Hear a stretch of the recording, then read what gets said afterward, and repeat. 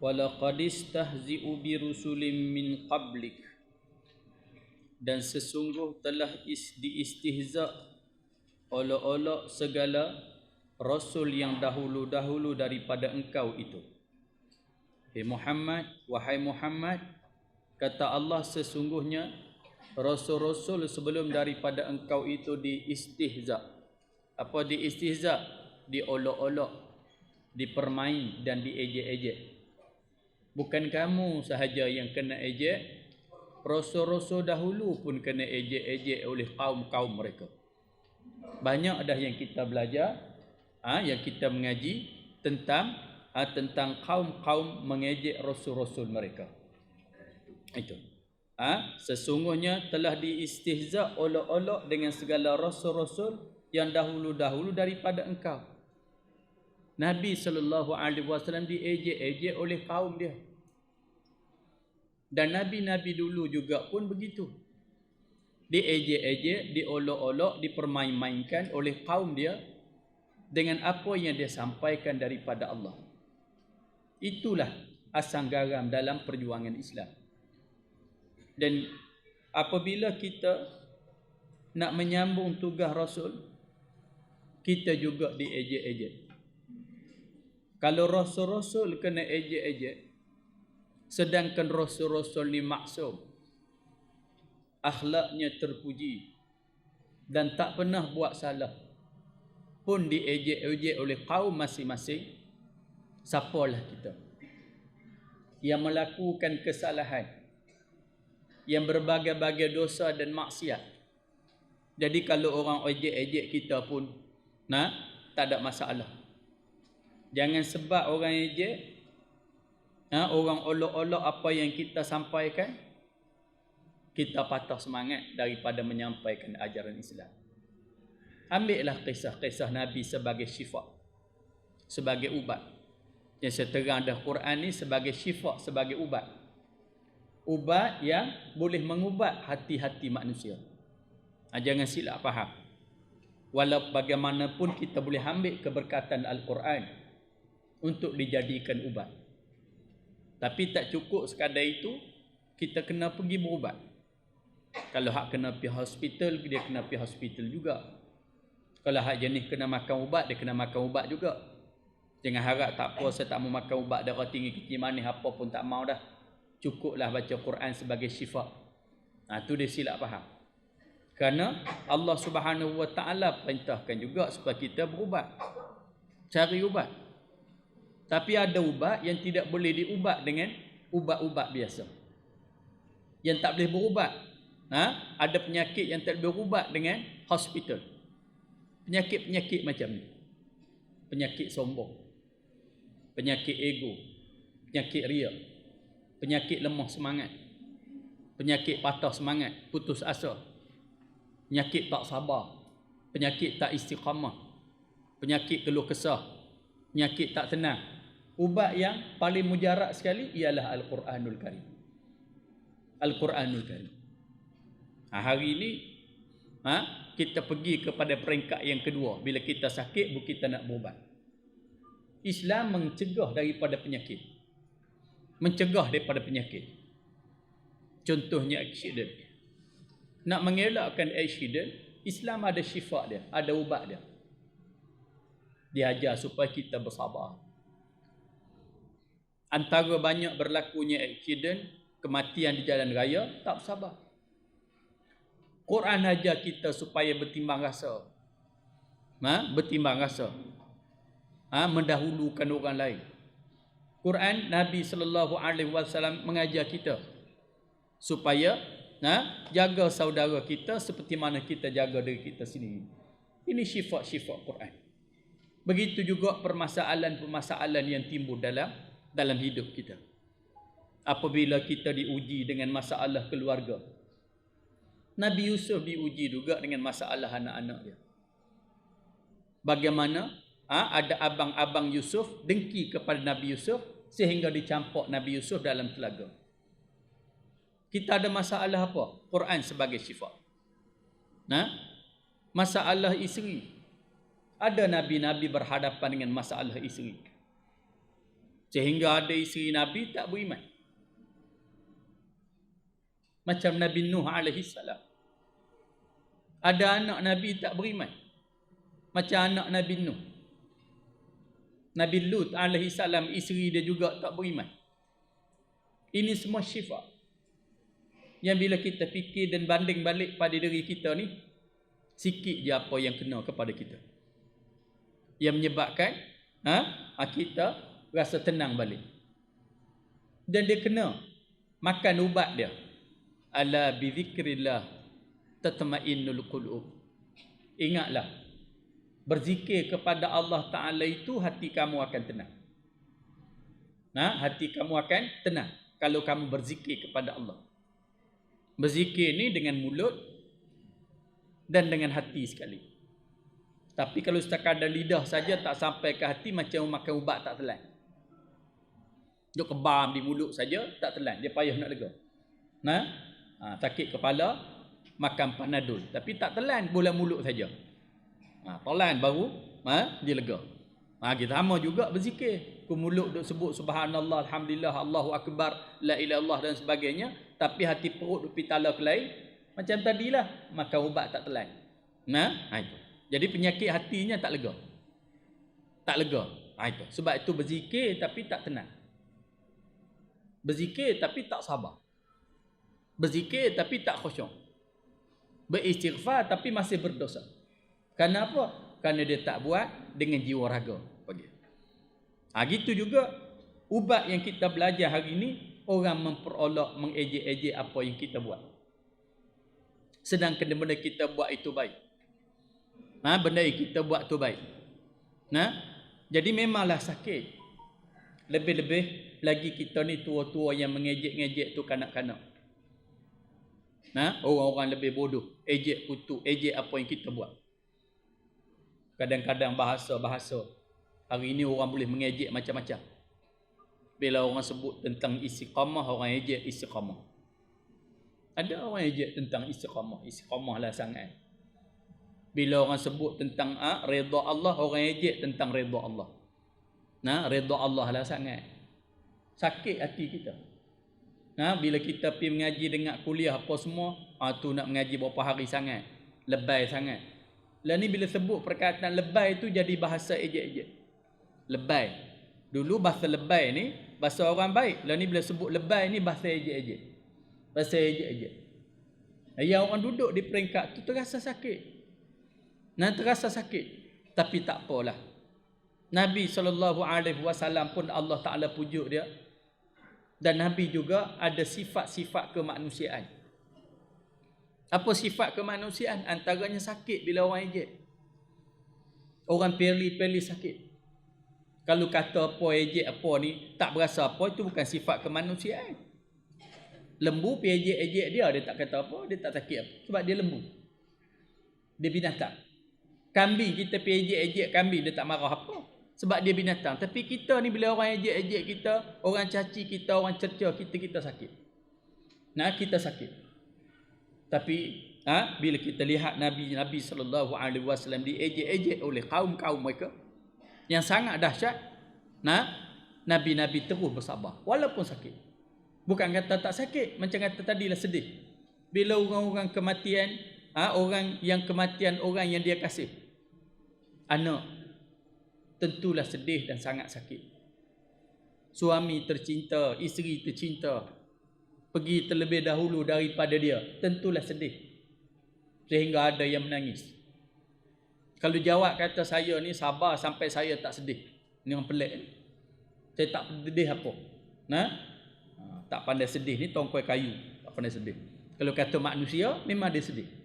Dia sedih. Orang kata kat dia, orang kutuk dia, orang fitnah dia, orang ejek dia, dia akan rasa sedih. Dia akan rasa sakit. Tapi syifa dia Al-Quranul Karim, kenanglah. Kekasih-kekasih Allah dahulu, itulah caranya.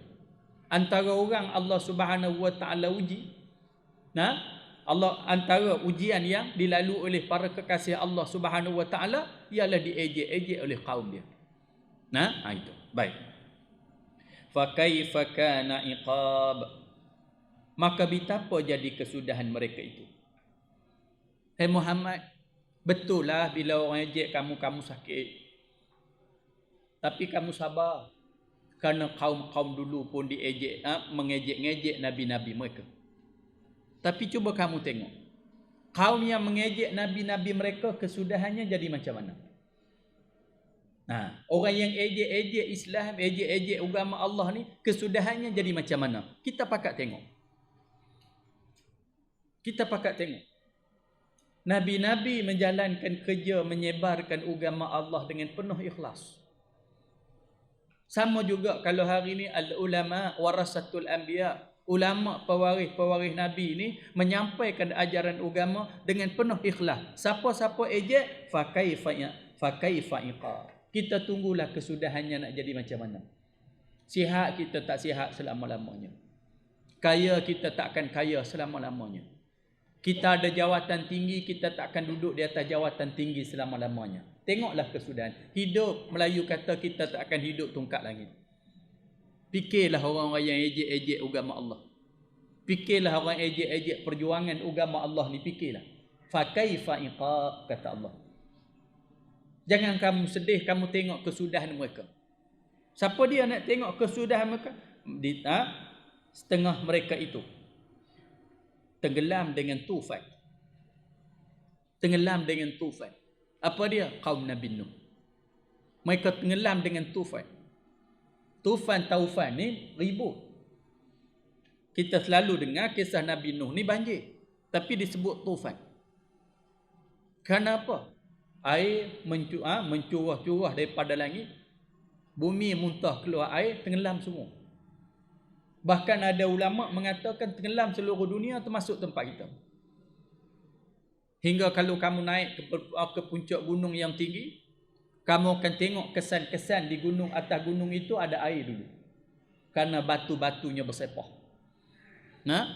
Kenapa? Air di zaman Nabi Nuh AS disertakan dengan angin. Itu panggil tufan. Jadi air bila ada angin, dia akan jadi ombak yang besar, membadai. Sebab itu bila Nabi Nuh AS sedang bercakap-cakap dengan anak dia, dan Nabi Nuh AS ni rasa sayang kepada anak siapa tak sayang, tapi anaknya tak beriman, Nabi Nuh cuba nak selamatkan anak dia. Dalam keadaan bercakap-cakap tu, Allah Subhanahu Wa Taala hantarkan ombak yang kuat, hempas anak dia hilang daripada pandangan, dan Nabi Nuh terus berlayar dengan kapal. Akhirnya yang lawan Nabi Nuh AS ditenggelamkan dengan tufan. Itu. Dan setengah dengan batu neraka. Dihantar batu neraka. Yang kita baca, alam tara kaifa fa'ala rabbuka bi ashabil fil. Kenapa kamu tidak lihat bagaimana Allah lakukan terhadap tentera bergajah? Allah buat apa? Tarmihim bihijaratin min sijil. Kami lontarkan mereka itu dengan batu-batu daripada sijil, neraka sijil. Inilah orang-orang yang lawan, mengejek-ejek perintah Allah Subhanahu Wa Taala. Itu. Dan setengah dengan dibalik bumi di atas ke bawah. Macam kaum Nabi Lut. Dibalik bumi di atas ke bawah di atas. Dan setengah direjam di dalam laut. Ada kaum dulu mereka direjam dalam laut. Macam mana? Macam Firaun bersama dengan pengikut-pengikut Firaun. Maka seperti demikian itulah diperbuat dengan orang yang olok-olok engkau dengan engkau. Hai Muhammad, tunggulah. Macam mana Allah rejam Firaun? Macam mana Allah Ta'ala hantar batu-batu di padang neraka kepada tentera bergajah? Macam mana Allah tunggil langgangkan habis bumi kaum Nabi Lut? Macam mana Allah tenggelamkan kaum Nabi Nuh? Begitu juga hai Muhammad, mereka-mereka yang lawan kamu juga mereka akan hancur binasa. Benar apa yang dijanjikan oleh Allah Subhanahu Wa Taala. Selepas Nabi berhijrah ke Madinah, mereka tak puas hati gerakkan bala tentera. Gerakkan bala tentera untuk menghancurkan Islam di Madinah. Nabi yang serba kekurangan segi tentera, segi senjata, gerak juga bala tentera pergi ke Medan, ke Badar di bulan Ramadan, macam kita Badar sekarang. Berperang. Tentera yang sedikit mengalahkan tentera yang banyak. Siapa yang terbunuh? Pembesar-pembesar Mekah. Yang kaya-kaya, yang hebat-hebat, yang kuat-kuat lawan Islam. Mereka dibunuh di medan Badar.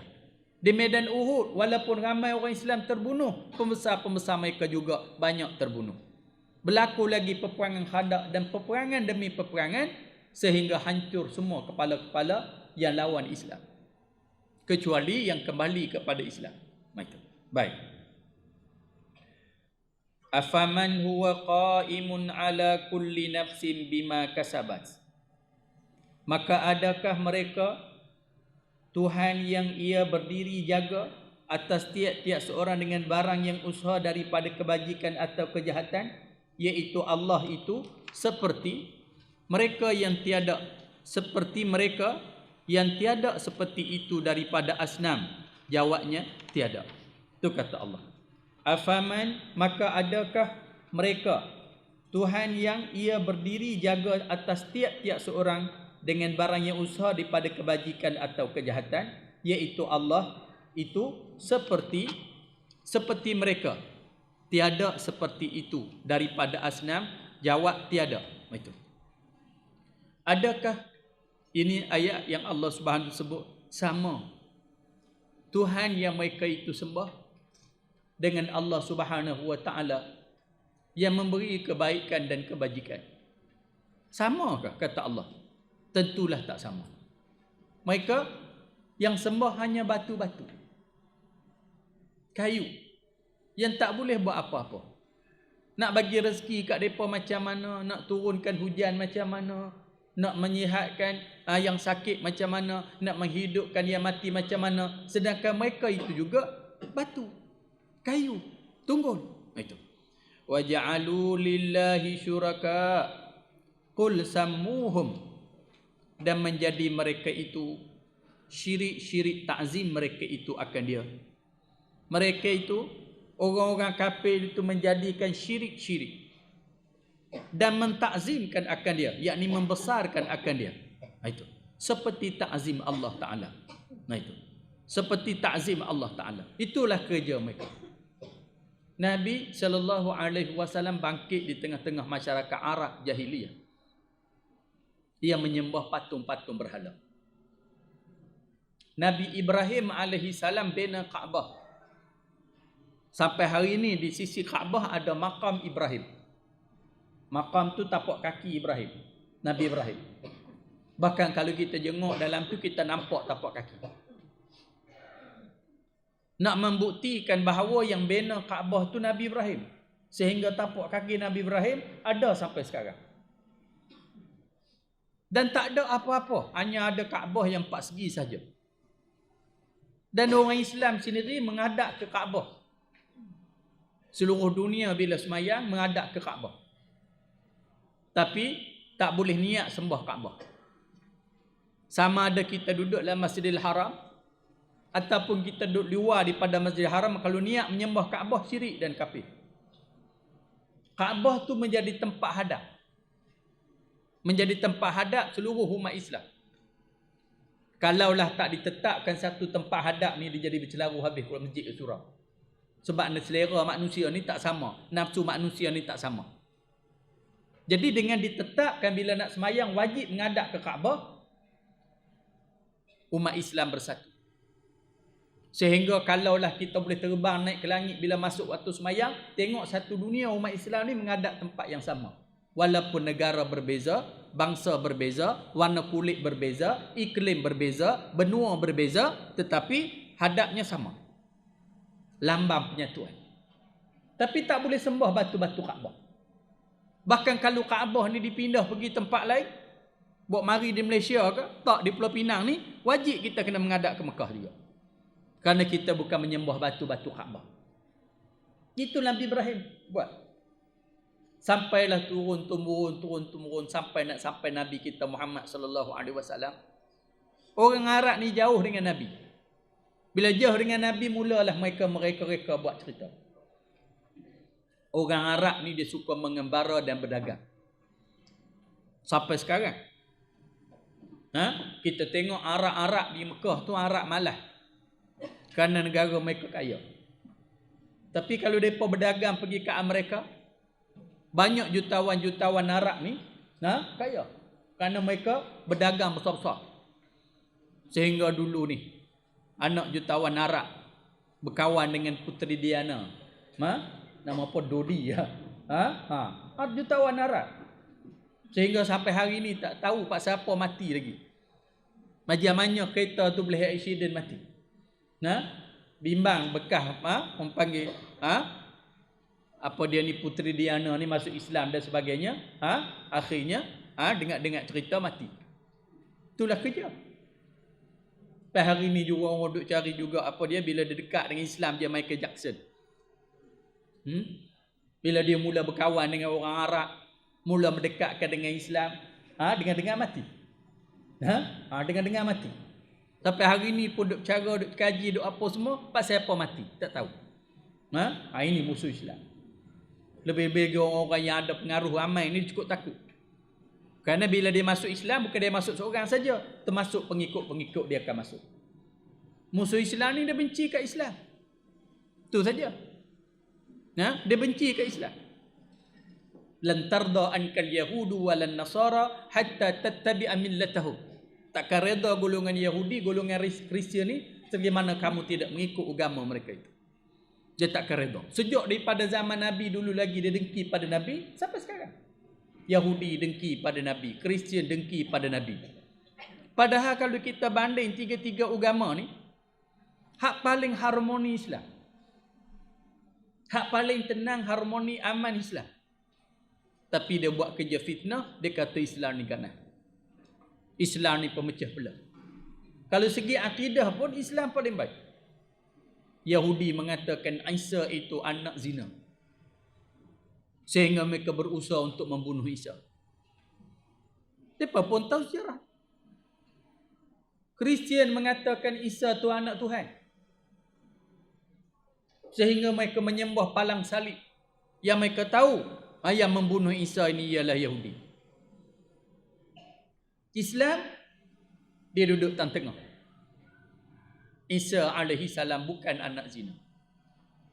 Dan juga bukan anak Allah. Isa alaihi salam Rasulullah. Dalam hukum Islam, mencerca Nabi Isa, mengkutuk Nabi Isa menjadi kafir. Kerana Nabi Isa alaihi salam salah satu daripada Rasul yang 25 orang. Yang wajib kita ingat dan kita tahu. Cerca Nabi Isa murtad. Pasal apa orang Kristian nak marah kat kita? Cuma kita tak kata Isa itu anak Allah. Isa itu Rasulullah. Itu saja. Tapi musuh-musuh Islam ni dia dengki. Dengki pasal apa? Sebab itu bila nampak je Islam nak berkembang, dia akan reka macam-macam cerita. Antaranya dia reka ajaran-ajaran sesat yang mereka taja. Sebab tu kita heran tau. Bila kita tengok ajaran-ajaran sesat ni, dia ada peruntukan-peruntukan yang banyak. Macam pahaman Qadiani. Pakai hari ni ada sebut Ahmadiyah pada Qadiani pahaman. Dan pengikut-pengikut dia ada termasuk dalam negara kita.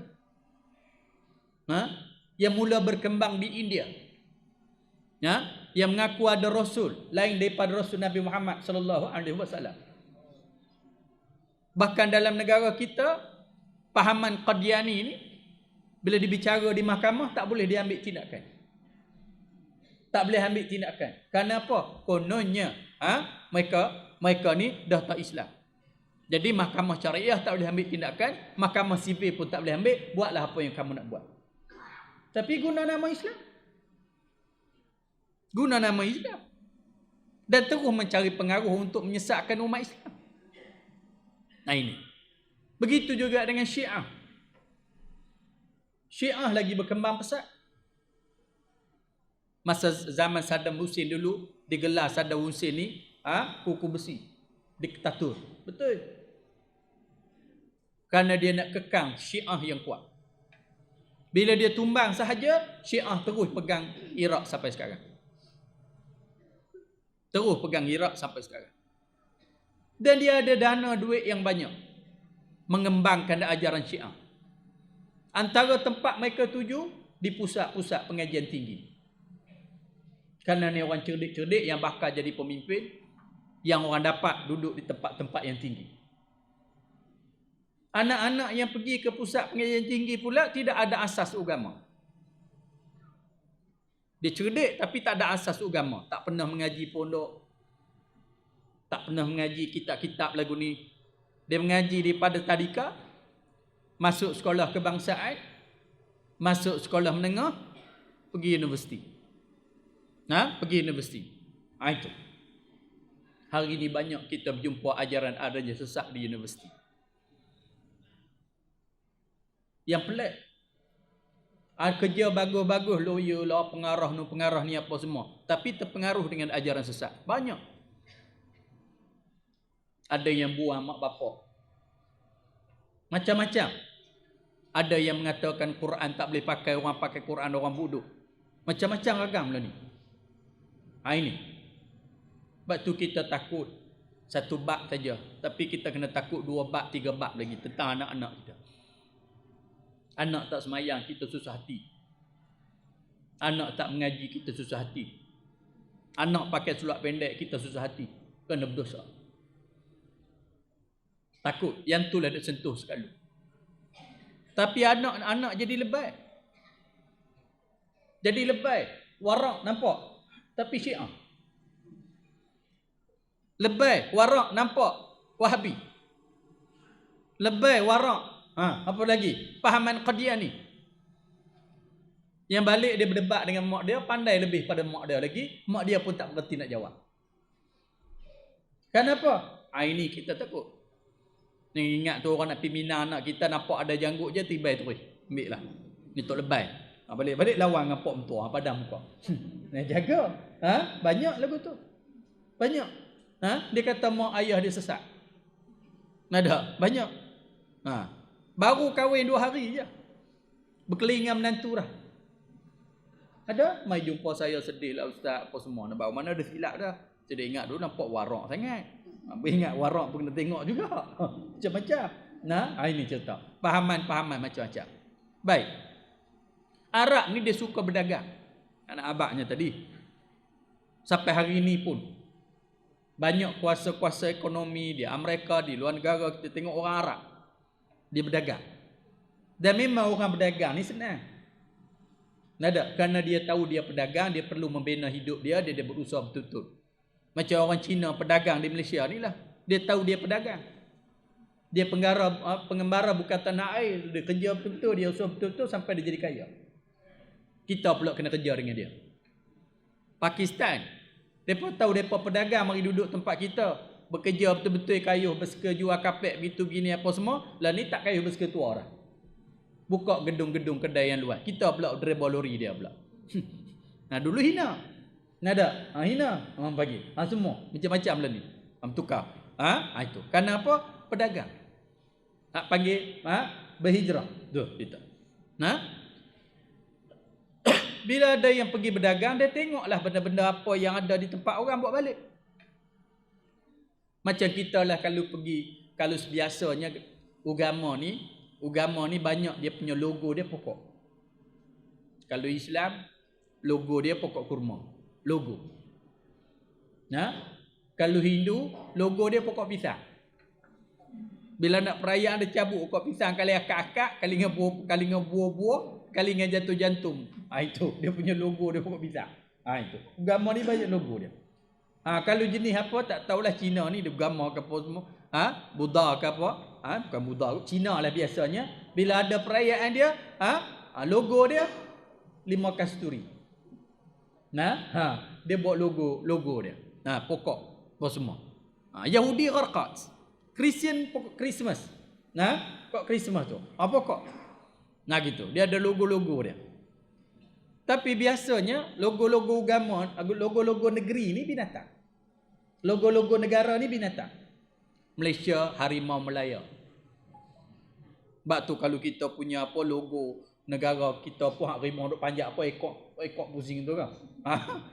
Kita punya rimau. Jadi dia buatlah rimau. Gitu. Kalau pergi ke Thailand, logo dia lambang negara dia gajah. Nada, gajah.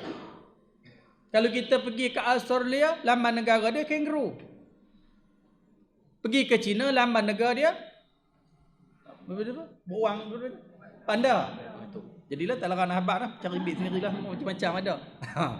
Banyaknya dia ada ni binatang ni dia buat sebagai lambang negara dia. Lambang negara dia. Gitu. Bahkan negeri-negeri pun ada kijang kita lah ni, ada burung kenyalang, ada apa semua. Itu benda panjang. Jadi bila depa mengembara ni biasanya dia belilah benda-benda bawa balik. Biasa bila Arab ni dia mengembara zaman dulu, sebelum kedatangan Nabi SAW, dia jumpalah patung yang orang Arab di kampung dia tak pernah tengok. Dia belilah bawa balik.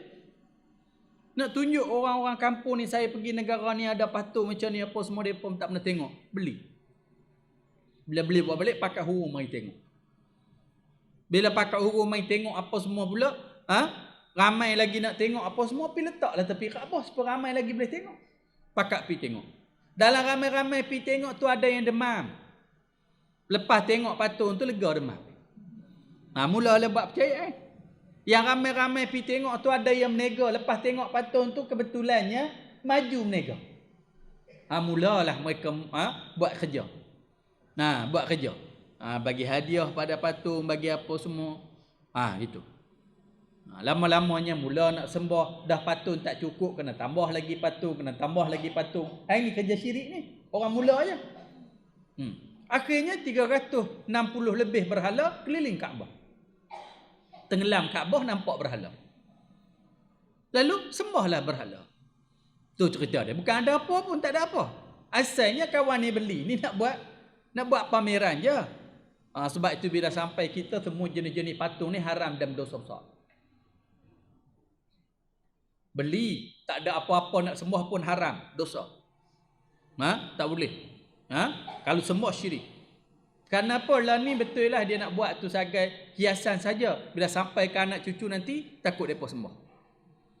Tu cerita dia. Sembahlah patung-patung berhala.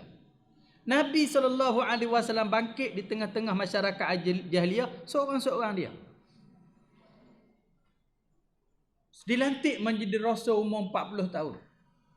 Dalam kerja dakwah pagi petang siang malam, kena macam-macam. Tapi Nabi berjaya. Dengan kesabaran Nabi SAW berjaya. Duduk di Mekah 13 tahun. Yang perlu Islam ada. Di kalangan orang-orang yang miskin-miskin, ada juga orang kaya tapi tak ramai. Tapi adalah. Walaupun lambat, tapi Islam makin berkembang. Berhijrah ke Madinah. Ada masalah juga di Madinah, bukan tak ada masalah. Terpaksa berdepan dengan pemimpin-pemimpin yang bakal menjadi pemimpin Madinah. Bila Nabi SAW datang, orang lantik Nabi memimpin Madinah, dia sakit hati. Nak lawan cara terang-terangan, tak boleh. Lalu dia buatlah cara sengat-sengat. Timbullah munafik yang diketuai Abdullah bin Ubay. Mula munafik ni tengok je semua itu. Jadi ada lagi di sana Yahudi yang bertapak. Yahudi ni perangai dia duduk perah. Tenaga orang Madinah sekian lama dah. Kerana ekonomi dia pegang. Jadi sejak ratusan tahun dahulu dia duk tipu perniagaan-perniagaan ni. Jadi dia seronok duk perah, cekik darah orang ni. Orang Arab ni masa tu bodoh-bodoh. Bila mari Nabi ajar perniagaan yang benar dalam Islam. Akhirnya bukan kata Nabi duduk di Madinah ni Nabi tak hadapi masalah. Ada masalah. Tapi sabar. Sehingga paling dahsyat sekali. Setelah Islam berkembang. Nama Nabi disebut semerata dunia. Mereka Yahudi ni buat kerja. Di belakang dia ada munafik. Memfitnah isteri Nabi SAW berzina. Aisyah difitnah berzina dengan Safwan. Kerana di dalam peperangan, panjanglah ceritanya, Aisyah balik dengan Safwan. Aisyah ni dia ikut berperang dan bala tentera pergi naik di atas sebelah unta. Aisyah ni kecil. Bila unta berjalan pun tak terasa kata ada orang atas. Kerana kecil. Gitu. Tapi bila Aisyah turun, Yang membawa unta tu dia ingat Aisyah dah ada dah, punya dia tak ada, dia pergi qada hajat. Bila dia keluar, lepas tu dia keluar dia lupa, dia ingat kalung dia, tertinggal kalung, dia pergi cari kalung dia. Bala tentera dia ingat Aisyah dah ada, dia di atas belakang unta tu bergerak. Aisyah pergi tengok, semua bala tentera semua sudah bergerak dah. Aisyah mengajar kita bila kita ni kehilangan dan ditinggalkan, jangan pergi cari, tunggu tu. Kalau lawan cari pun tak selesai, itu sunnahnya. Dia duduk kat tempat tu, tempat dia hilang, tempat orang tinggal, dia tak pergi ke mana. Rasulullah mengarahkan setiap bila nak balik di mana-mana balik peperangan ke balik apa ke, mesti ada seorang yang berjalan di belakang sekali, cek kok ada apa-apa tertinggal apa-apa, semua dia tukang cek. Itu. Yang tukang cek ni nama dia Sufwan. Lalu bila bergerak semua dah, Sufwan barulah bergerak balik. Tengok-tengok, walaupun pakai niqab tutup apa semua, Sufwan kenal ini Ummul Mukminin Aisyah radhiyallahu anha. Lalu dia turun unta dia suruh Aisyah naik dan dia tarik. Sampai di Madinah, orang ternampak dia orang musyrikin. Orang munafikin. Orang munafik ni nampak ini satu peluang untuk menjatuhkan Nabi SAW. Lalu disebarkan di Madinah bahawasanya Aisyah berzina dengan Safwan. Tak ada bukti, tak ada saksi. Dan ada orang percaya. Dan bagi Nabi SAW dia Rasul. Sangat berat menghadapi ujian yang begitu. Dia nak pergi tegak tak tawan hala dah apa semua pun, sagi orang nampak apa jam mana pula. Berat bagi Nabi. Aisyah menangis pagi petang siang malam.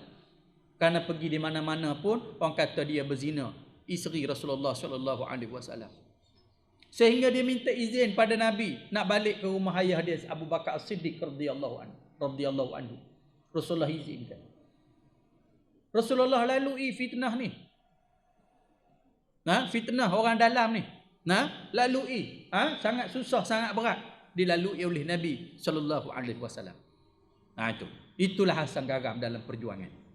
Beratnya apa yang Nabi SAW lalu. Tapi Nabi terus kembangkan Islam.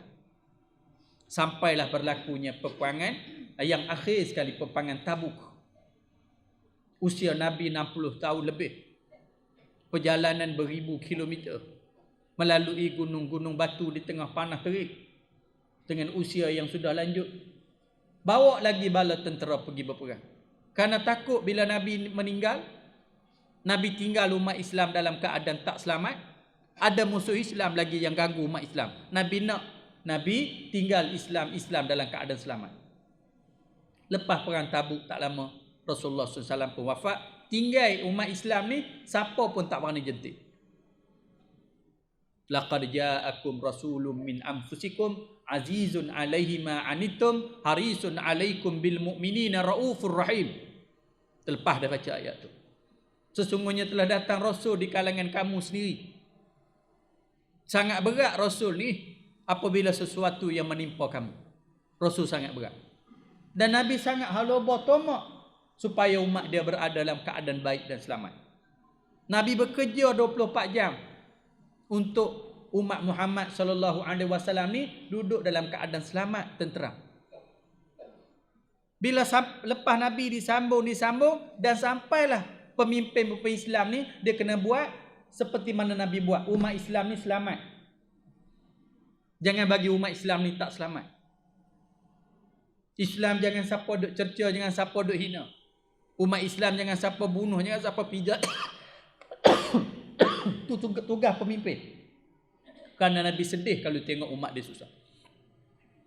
Berduka cita Nabi kalau umat dia susah. Sayangnya Nabi pada umat dia. Tuan-tuan bayangkan kalau Nabi bangkit balik tengok keadaan umat dia sekarang. Ada umat Muhammad kena halau. Ada umat Muhammad kena bunuh. Ada umat Muhammad diperbodoh, diejek-ejekkan apa semua. Nabi sedih. Sedih. Kita bayangkan esok kita pula dibangkit di belakang Nabi SAW di mahsyar. Tengok bendera. Nabi kata aku bawa bendera. Liwa'ul hamd, kata Nabi. Bendera kepujian. Seperti mana kita pergi ke Mekah, kumpulan-kumpulan masing-masing bawa bendera. Oleh kerana ramai takut hilang, dia lenggak tengok mana bendera dia pergi duduk situ. Di mahsyar ni manusia ramainya sejak daripada Nabi Adam sampai kiamat. Tak ada dah ramai seramai tu. Ni kita hak mati dah pun Allah banyak mana dah. Hak duk hidup lah ni pun banyak. Hak nak hidup lagi pun banyak. Berkumpul bersama-sama di mahsyar. Nabi-nabi dia bawa bendera masing-masing. Dan umat-umat masing-masing dia akan ikut bendera Nabi. Kita ni bila pergi ke mahsyar esok, kita akan cari bendera Nabi Muhammad SAW dan ikut belakang. Ingat kita cari bendera Nabi yang nama Liwaul Hamdi. Bendera kepujian. Bila nampak je itu Muhammad, itu hak kita. Kerana kita nak Nabi sallallahu alaihi wasallam syafaat. Kita bayangkan bila kita pergi depan Nabi sallallahu alaihi wasallam, duduk di belakang Nabi sallallahu alaihi wasallam, minta pertolongan daripada Nabi sallallahu alaihi wasallam, kalau Nabi tanya, aku tinggalkan Islam dalam keadaan baik, tinggi, sempurna. Tapi kenapa zaman kamu Islam dihina dan dicaci? Apa yang kamu buat? Ustaz kena jawab. Tok guru kena jawab. Tok menghulu kena jawab. Yang berhormat kena jawab. Pemimpin negara kena jawab. Orang kaya kena jawab. Semua kena jawab. Apa yang kita nak jawab? Apa sumbangan kita pada Islam? Tenaga kamu untuk Islam? Akal fikiran kamu untuk Islam? Harta benda untuk Islam? Apa yang kamu buat? Kenapa Islam jadi begitu? Nabi sedih. Itu sebab tu bila kita nak lantik pemimpin yang memerintah negara, kita kena lantik pemimpin yang jaga Islam. Karena bila dia jaga Islam, dia jaga semua. Itu cerita dia. Jangan jaga perut dia. Itu. Baik.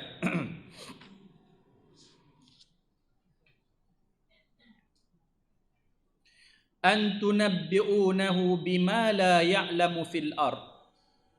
Tetapi adakah kamu khabar akan dia dengan Allah?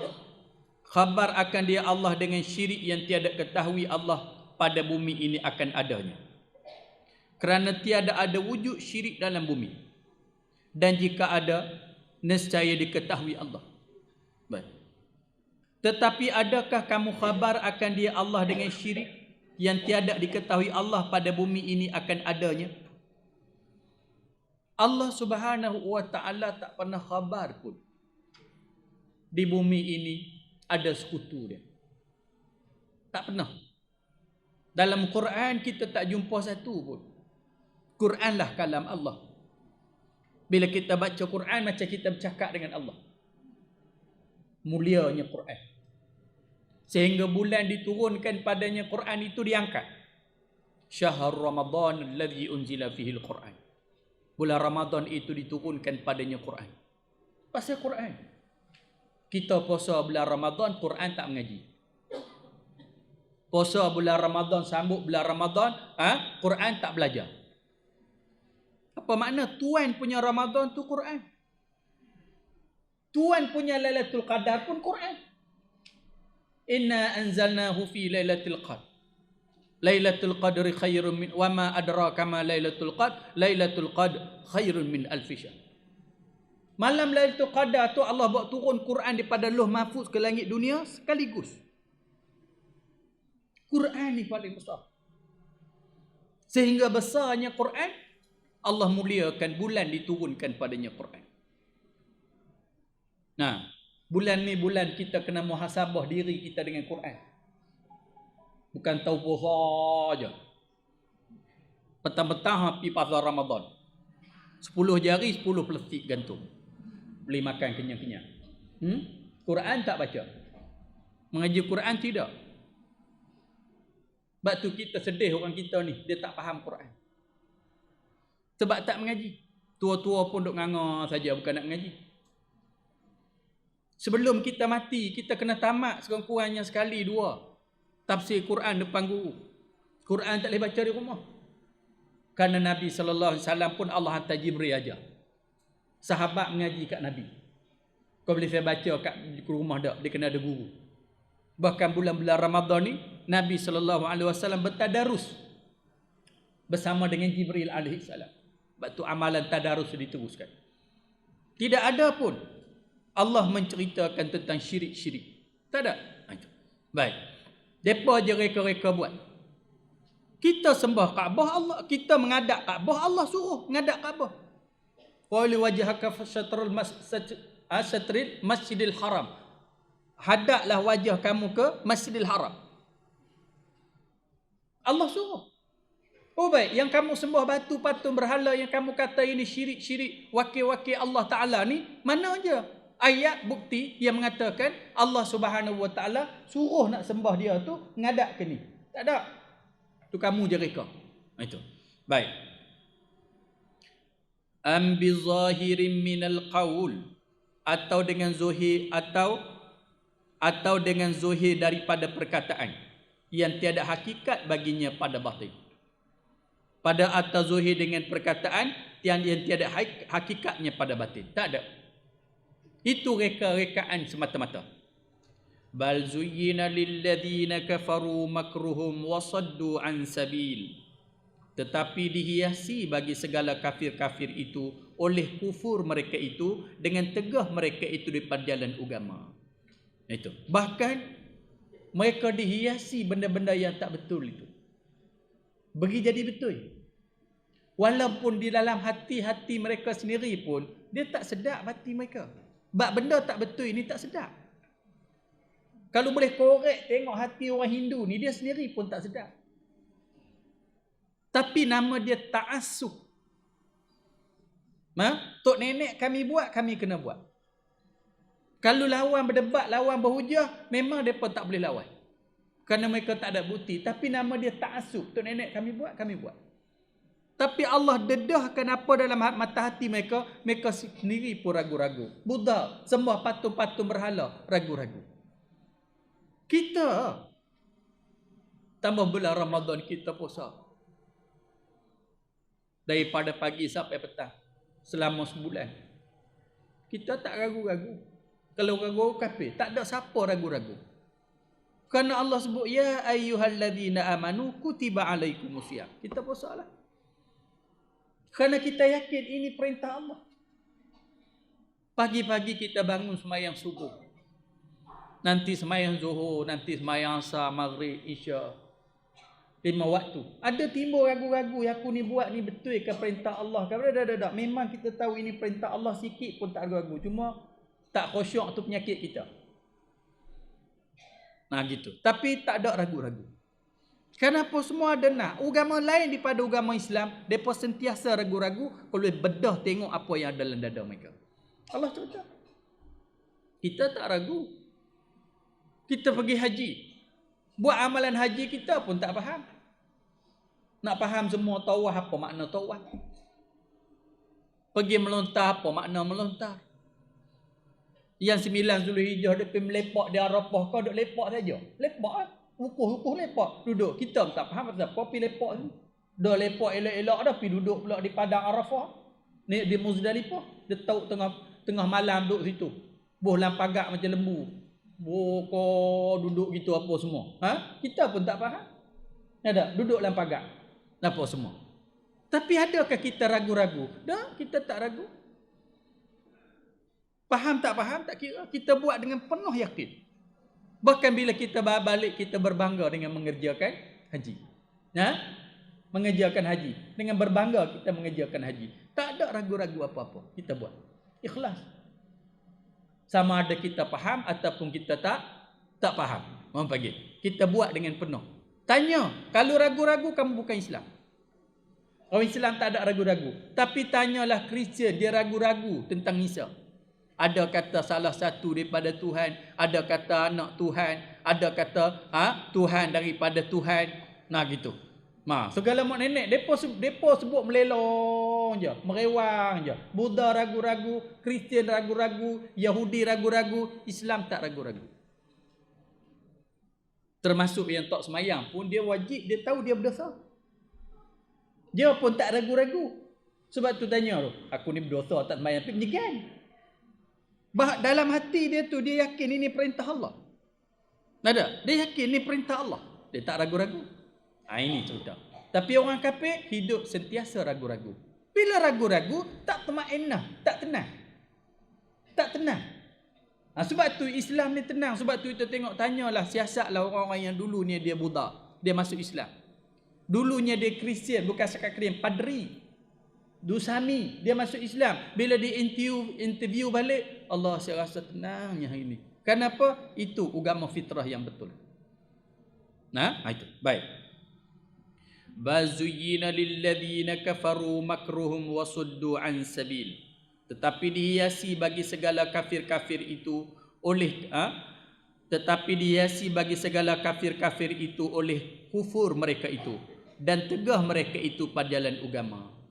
Dihiasi. Syaitan pula ni bila hak tak baik tu, syaitan pergi ejah pergi jadi baik. Duk ejah benda hak tak elok ni dihiasi oleh syaitan. Macam katalah berzina, mencuri, buat maksiat, benda tu tak baik. Tapi syaitan ni dia ejah kadang-kadang orang kita pun terbuat juga benda-benda jahat ni. Kenapa? Tu kerja syaitan. Lepas kita buat jahat kita tenang. Lepas berzina, ke lepas mencuri, ke lepas apa ke, semua lepas buat jahat tak tenang. Jadi sembah berhala tu jahat. Sembah patung-patung tu jahat. Tenang ke? Kita tak tenang. Tentu tak tenang. Orang kafir tak tenang sebab setiap buat benda jahat dia tak akan dapat ketenangan. Itu. Baik. Wa may yudlillahu fama lahu min had. Barang siapa yang menyesat akan dia, Allah tiada baginya seorang yang memberi hidayah. Dan barang siapa yang Allah sesatkan akan dia, siapa pun tak boleh bagi hidayah. Sesatlah dia. Itu. Lahum azabun fil hayatid dunya wal azabul akhirah asyaq wa ma lahum minallahi min waq. Bagi mereka itu, kafir-kafir itu, azab hidup di dunia. Orang kafir azab hidup di dunia. Hak kena bunuh, hak kena perang, hak kena apa tu satu. Dan hidup mereka di dunia azab. Azab apa dia? Jiwa mereka tak tenteram. Kita tengok tak nyonya-nyonya apik-apik hak tua-tua tu. Hak tak Islam lah. Dia nak buat apa tua-tua? Dia tak ada apa ke, duduk tunggu je petang-petang. Ambil kursi rotan tu duduk depan. Kau duduk nak kata apa? Kita duduk saja boleh baca Quran, zikir, wirid, sakgibam, boleh start motor pergi semayang, pergi dengar kuliah. Depa kau duduk tunggu mati. Azab tu. Nada. Kita ni duduk tunggu nak mati. Tanya-tanya buat apa? Tunggu mati. Tak ada apa, tak ada benda nak buat. Tak ada apa kerana agama dia tak lengkap. Tak macam Islam syumul. Islam ni ajar daripada nak masuk jambat, daripada nak suap nasi makan. Pada orang panggil nak letak kepala tidur, bangun tidur, sampailah menikah anak bini, sampailah peringkat merintah negara, berjual beli, pajak gadis, semua ajak, tak ada satu pun tertinggal. Jadi hidup kita ni orang panggil terisi. Macam bulan Ramadan. Kalau kita nak isi program-program, patutnya memang kena isi lah. Lepas ni buat ni, lepas ni buat ni, lepas ni buat ni. Biar kita rasa letih.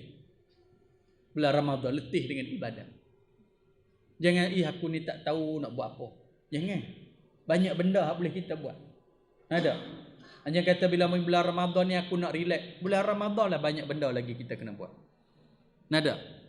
Banyak benda kita kena buat. Buatlah susun program-program kita. Apa semua. Itu cerita. Kerana apa? Kita Islam. Walaupun penat, walaupun letih, Allah bagi tatmainnul qulub. Hati kamu akan rasa tenang. Tu kita duduk sesaja kita sebut raditu billahi rabba wa bil islami dina wa bi Muhammadin nabiyya wa rasulah. Aku bangga Islam tu agama, Islam tu agama aku. Raditu bi, aku bangga Allah tu Tuhan aku bangga Islam tu agama aku bangga Nabi Muhammad sallallahu alaihi wasallam rasul aku. Kenapa? Agama Islam ini syumul. Sebab tu sejarah berdebat ni sejak daripada Nabi sampai zaman sekarang, tak pernah orang kafir menang. Tak pernah. Hari ni duk riuh dengan pendakwah terkenal di dunia yang ada dalam negara kita, Dr. Zakir Naik. Adalah benda-benda khilaf tu yang kurang setuju. Memang benda khilaf tu tak apalah, tuan-tuan sekalian. Tapi Hindu lah khasnya cukup tak puas hati. Kristian tak puas hati. Desak so hantar balik. Tanya tak puas hati tak mana? Dia mencerca agama kami. Baik kalau cerca tak apa. Mari kita bincang dialog. Tak mau. Mari kita berhujah apa semua. Tak mau. Cuma tekan je. Apa semua. Kenapa? Agama mereka tak ada hujah. Nada. Sekarang zaman-zaman terbuka. Buka ruang. Ni. Tu cerita dia. Kita harap jangan duk tunduk lah. Tak kira pergi hantar pula kat kerajaan India. Boleh ke kerajaan India, tuan-tuan sekalian. Hindu pula tentu kerajaan India. Tak pasal-pasal. Umat Islam ni. Kerana musuh Islam ni dengki pada Islam. Itu cerita dia. Tapi tekanan. Ajak suruh bincang tak mau. Kaji selidik daripada A sampai Z, daripada akar umi mari di mana Hindu ni. Ni Hindu-Hindu yang duk terbakar ni. Lah pula pibat repot polis pula. Pendakwah menghina agama Hindu. Pula dah. Kita tu yang kadang-kadang kita rasa sempit nak sampaikan Islam. Dah benda tak betul. Dah kena sebut.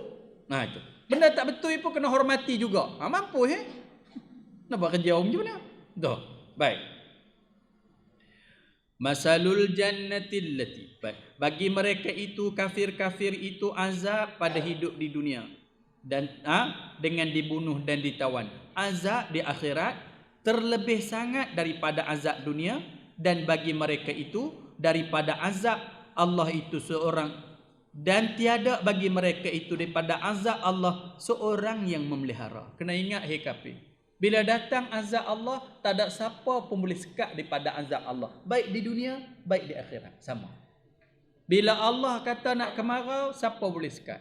Bila Allah kata nak hujan sampai banjir tenggelam bumbung-bumbung, siapa boleh sekat? Bila Allah nak supaya gempa bumi, siapa boleh sekat? Bila Allah nak air laut loncat naik ke darat dipanggil tsunami, siapa boleh sekat? Siapa pun tak boleh sekat. Di dunia. Tunggu selepas pada itu, pergilah tengok kehancuran. Kalau yang hidup, kalau yang mati, matilah. Macam hujan turun hari-hari dah ni kan. Kadang-kadang mereka sebut hujan turun, kami anggota kami sudah bersiap sedia menghadapi banjir. Bohong mana boleh? Tak ada siapa boleh sekat.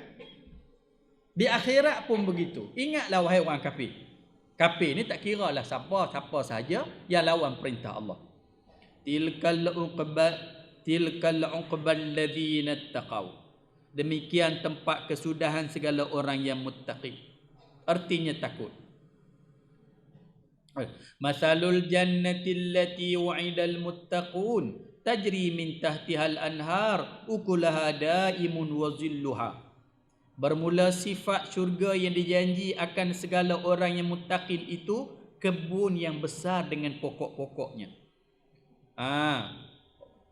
Bermula sifat syurga dijanjikan akan segala orang muttaqin. Bukan beriman saja, dia bertakwa. Apa makna takwa?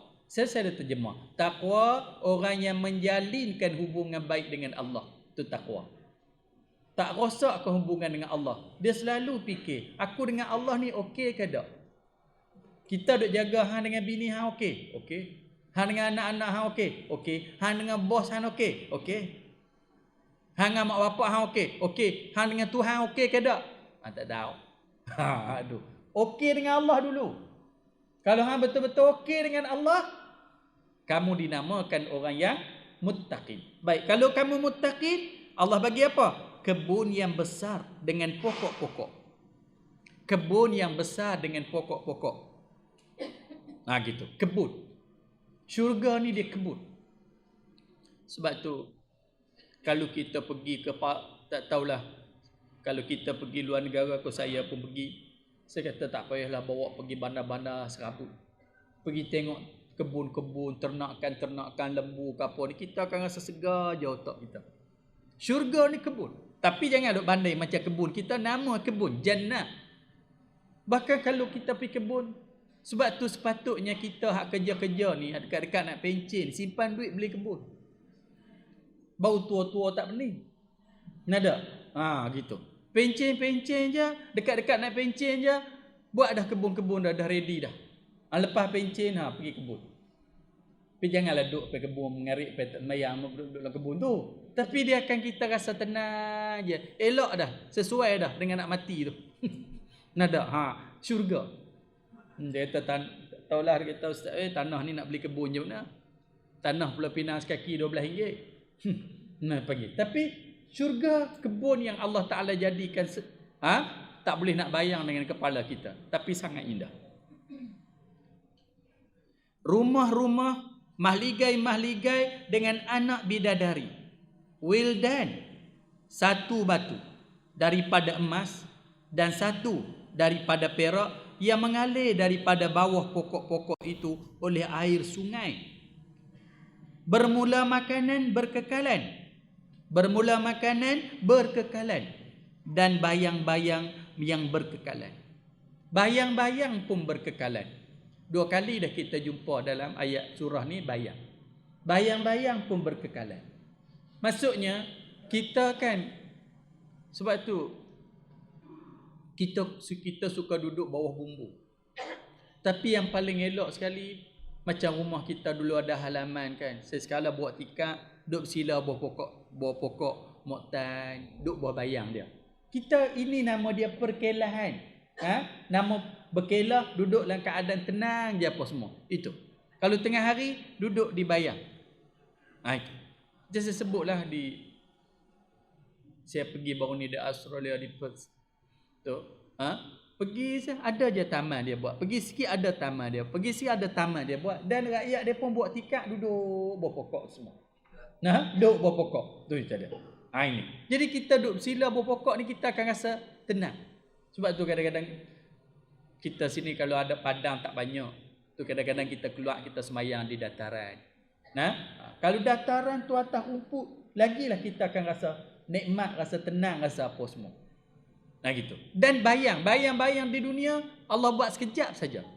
Bila matahari tenggelam, bayang pun hilang.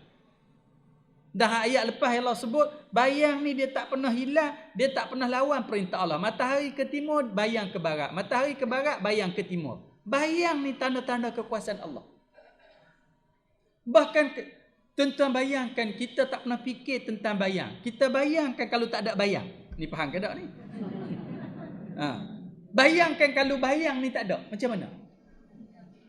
Hidup kita tak tahu apa nak jadi. Semua gambar-gambar yang tangkap gambar tu bayang. Jadi gambar. Kalau bayang tak ada gambar. Filem-filem yang buat tu bayang. Dia bayang. Filem-filem, drama-drama, semua bayang-bayang tu. Tu Allah sebut antara tanda-tanda kebesaran Allah Ta'ala bayang. Kalau tak ada bayang, tak ada kamera. Tak ada video. Tak ada. Kalau tak ada bayang, tak ada semua ni. Tapi Allah jadikan bayang. Sebab tu dipanggil wayang. Nada. Wayang tu bayang lah. Apa tukar? Bayang. Nama dia. Wayang. Belajar dia punya apa dia ni? Dia punya makhraj dia. Dia punya sebutan dia. Baik, sebab tu Allah sebut bayang. Dengan ada bayang ni lah orang boleh takak gambar, orang boleh rakam, orang boleh apa semua.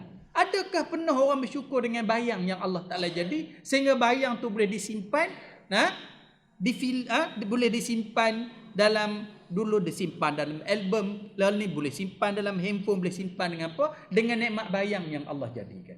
Tapi dalam syurga kata Allah bayang yang berkekalan.